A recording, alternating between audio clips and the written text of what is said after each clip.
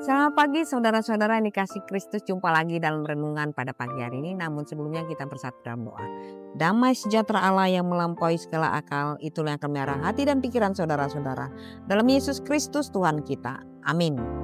Firman Tuhan pada pagi hari ini tertulis dalam 1 Raja-Raja 8 ayat 5. Terpujilah Tuhan yang memberikan tempat perhentian kepada umatnya Israel, tepat seperti yang difirmankannya.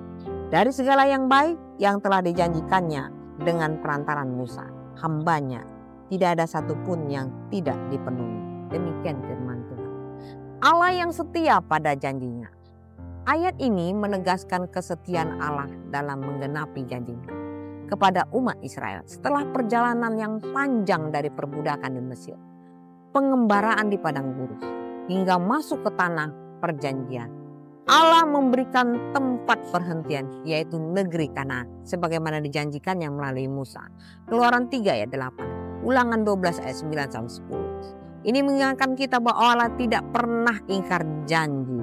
Yosua 21 ayat 5, 1 Raja-Raja 8 ayat 24. Dalam hidup kita dapat berpegang pada firman-Nya, karena Ia tidak pernah lalai, tidak pernah ingkar janji. Penyertaan Allah dalam perjalanan umat. Saudara-saudara, tempat perhentian bukan sekedar tanah secara fisik, tetapi juga simbol penyertaan dan pemeliharaan Allah. Bagi orang percaya, masa kini mengarah pada perhentian sejati dalam Kristus. Matius 11 ayat 28, Ibrani 4 ayat 8-10. Allah tidak hanya memimpin umatnya ke tanah yang berlimpah susu dan madu, tetapi juga ingin memberikan damai sejahtera dan kepenuhan hidup di dalam Dia. Pengenapan janji Allah bersifat sempurna. Salomo menekankan bahwa tidak satu pun janji Allah yang gagal. Hal ini menguatkan iman kita bahwa apa yang Tuhan mulai, Ia akan selesaikan. Filipi 1 ayat 6. Janji Allah mungkin tidak terjadi sesuai waktu kita, tetapi pasti pada waktunya.